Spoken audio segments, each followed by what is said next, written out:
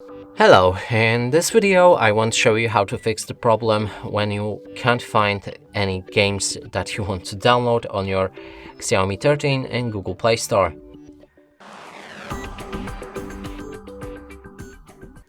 So first let's try to find the two different games, Call of Duty and Diablo Immortal. So here's Call of Duty. And as you can see, there's no game that we can download. There's this icon, but it doesn't work. The same is with Diablo Immortal.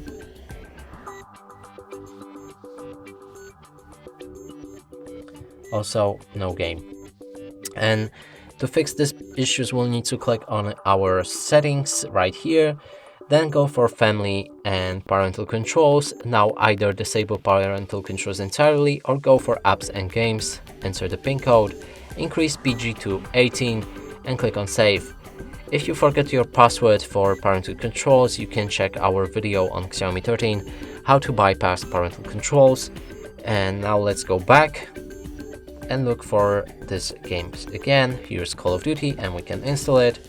The same is with Diablo Immortal, so it should be on the top and we can install it. And that's it for this video. Hope you like it. Please consider subscribing to our channel, leave a like and a comment below.